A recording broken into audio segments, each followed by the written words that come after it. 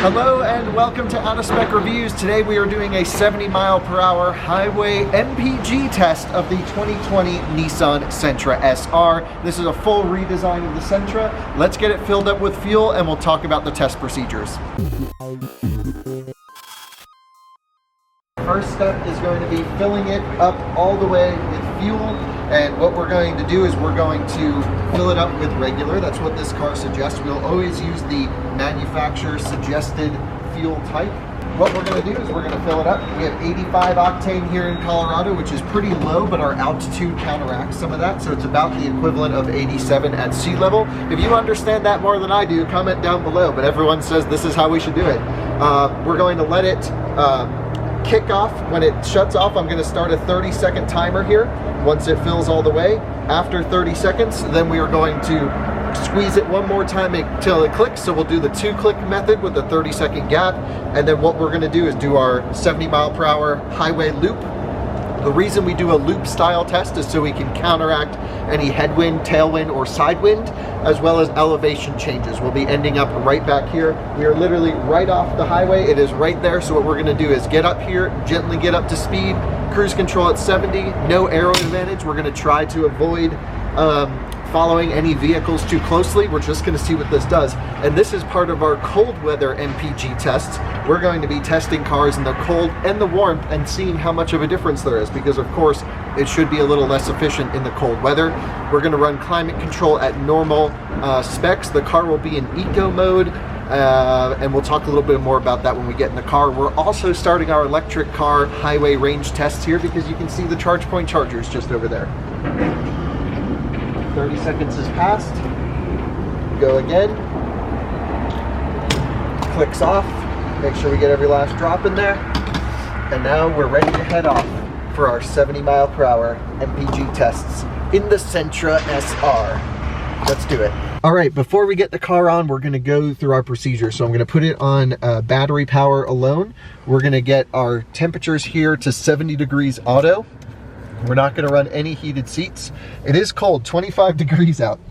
I'm going to select eco mode. Now this car has a setting for eco mode that will allow it to disable cruise control and even disable air conditioning. We're going to keep both on. We're going to use the cruise control. We're going to, just like we do with our electric car tests, have 70 mile per hour cruising, no truck advantage. We're not going to follow any trucks best we can. We have a pretty empty stretch of highway here along I-70. It's flat. The first thing we always do is we check the wind. So let me load up the windy application and then we'll see how much the wind is. And again, the engine is off right now. We're not burning anything. You can see it is a completely still day. Totally no wind. There's a little bit of a headwind up in this little patch here. We're talking 5, maybe 8 mile an hour winds up north of Cheyenne, but we're not even gonna make it that high. We're gonna go up about 30 miles and down about 30 miles. So we should have a really nice flat no wind day for this, for our cold weather tests. So start button on. Let's confirm that the car is in eco mode truly. We are in eco mode. Into drive. We're not going to use sport. We're not going to use L, of course. And we're going to gently merge up to speed here on the highway and see what kind of MPG we get. Now the way we're going to calculate MPG is off of the pump. We don't trust the in-car systems here, but what I am going to do is just make sure, you know, our trip mileage is 423.2 miles, and we'll see, you know, of course, how many miles exactly we drive. So we need to calculate out the exact turnaround point. This is the first time we've run an MPG test on this particular section of road, so it'll be new for us to figure out where we should select a turnaround point. We are merging up on the highway now, very light throttle application. The problem with this particular loop is, I'm already noticing, is the initial nudge to get up to 70 is on a slight incline grade, nothing major, but it is equal elevation, of course, because we're doing a loop style test. What we're going to do is get the car up to 70 miles per hour, and once we are at 70, we will then double check our speed with our GPS verification data to basically really lock in that 70 is truly 70. Some speedometers read over, some read under, and here we go. We are locking in at 70 miles per hour on the cruise control right here, and now we're going to verify on our app that that is truly the case. 70 miles per hour right there on the screen, and that means that we are locked in and we are good. What we want to do as well is avoid the aerodynamic benefits of following trucks. So as soon as this next car passes, we're going to move in the left lane and try not to have any aero advantage by following a semi-truck. But of course, we can't impede traffic. The speed limit is higher than 70 miles per hour. So you can see here, cruising along at 70 is just a tick under 2,000 RPMs. One of the benefits of a CVT transmission is it's really truly a variable speed ratio. So you can run low engine speed at high highway speed. So that is a really nice feature of CVTs. They're not great for driving enthusiasts, but for the fuel economy tests, I imagine this car will fare well. Now, just for reference, we have to mention what the EPA rates this car.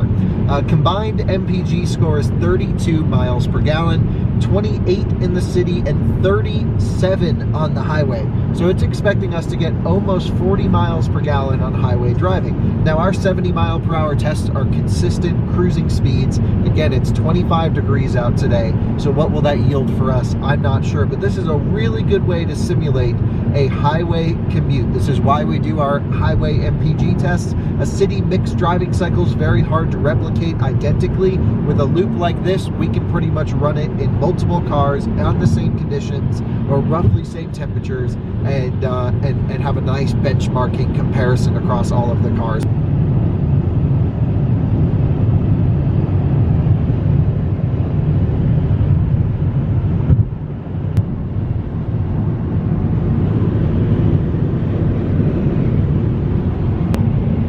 We are just reaching our turnaround point. We've gone almost exactly 30 miles. I really like this loop that we have here.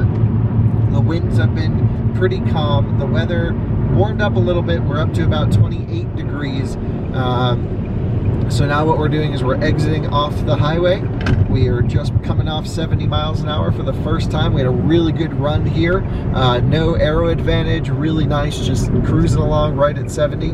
We're gonna go to the left here, get back on the highway, and the thing that I like about this as well is we have one of these cool new intersections that should just keep us right moving, and we don't necessarily have to ever hit a traffic light. We can just make the U-turn, continue, merge right back up to speed, and we are good to go at that point. So really nice loop. Should give us about 58 miles, 59 miles by the end of it, almost 60 miles, and we can run every car on this loop. I'd love to hear what you think. Do you think this is a good loop for us to do our Highway MPG tests? We may not be able to run every car in this test, just depends on how much time we have, but I think it'd be really interesting too. I don't think many people are doing MPG tests. They're relatively easy for us to do, and it's a great data point for highway cruising.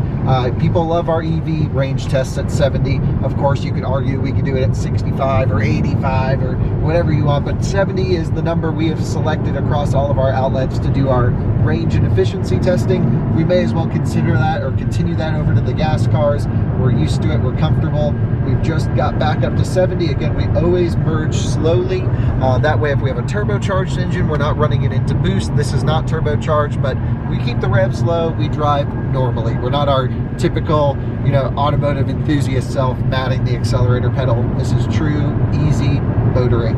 And look at how beautiful it is up here in Wyoming. I mean, it's just absolutely gorgeous all around. We are so lucky to live in this part of the world.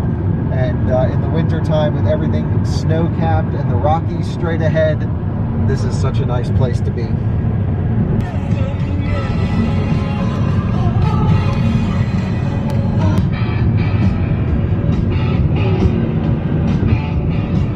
We are now finishing up with our loop. We're pulling off the highway here. We are, I'm excited to see what kind of fuel economy we'll get. So let's go plug in, I'm used to electric cars. We'll go fuel up with our 2-stop method, and then we'll crunch the numbers and see how well the Nissan Sentra SR did. One point I want to make, something we always do before we do any type of efficiency test, is we always run tire pressures at manufacturer's suggested ratings. So if they're not there, we certainly adjust them so that they are right at suggested rating. Because you can always just bump your tire pressure up to get a little less rolling resistance, of course, but we run every test at suggested pressures, and that's just how we do it. So let's go. I keep wanting to say plug in. Let's go fuel up. We're gonna put the car in park as soon as we're there and shut it off. So here we are right at the same pump. We're back. Fuel tank still shows pegged at full. Car in park. Car is off. 481.1 miles. Let's go crunch some numbers. All right, time to fill it up. This probably won't take very long. I imagine this car was very efficient. It felt pretty efficient. And let's see how it does. And here we go. Back with the same stuff. Get it in there and lock it on. Now, I'll get the timer pulled up. A little 30-second stopwatch. Okay. We're gonna wait 30 seconds. And then we'll click it one more time. 29, 30 seconds. There we go. 1.333 gallons. Wow. That's really efficient. Let's go crunch some numbers. So we pulled out of here with 423.2 miles on our little trip thing. The reason I didn't reset the trip is I need the trip for something else. So let's go. 481.1, calculator, 481.1 minus, let me just make sure I got the numbers, 423.2, means we've driven 57.9 miles. We're going to divide that by 1.333, and we averaged 43.43 miles per gallon. That is the best efficiency we've done in this test. Also, it's the first car we've ever run in this test, so therefore it's the worst efficiency we've ever done. But that's insane fuel economy. I mean, come on. We did a loop style test, no wind, elevation's the same, 70 cruising, and it got 43 miles per gallon. That is surprising to me. Again, the EPA rating, let me just double check with the sticker here. EPA rating on this car is 37 highway. We just blew right past that. Wow, that is an efficient vehicle. If you have to go on a long trip, this is the car, because again, it has to do with the CVT, keeping the revs low. We used eco mode. I believe EPA runs the settings in key up, so they did not use eco mode in their settings. That was really good. Timon is behind the camera. What do you think? Oh, this is a lot better than my car. It's a lot better. Timon drives like a crazy tuned Ford Focus RS. It gets 20 miles to the gallon. And you guys may not see these videos in order, but right after this car, we're doing the brand new Nissan Armada. I'm sure that will not get 43 miles per gallon. But now we can take it out of eco mode, hit sport mode, which is this little button back here. Take a look. It's like the weirdest hidden button for sport mode. Now we're in drive sport.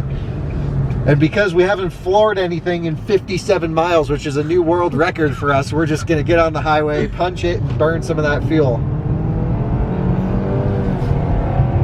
There we go. Thanks so much for watching. We'll see you on the next one. Hopefully you liked this little MPG test. I'm super impressed with the results here. If you found any bit of our test to be wrong or off, let us know. We try to be as scientific as reasonably possible in these tests. Same with our EV range and efficiency tests. We run them in the same way, and hopefully you enjoyed. We'll see you on the next one. Bye-bye.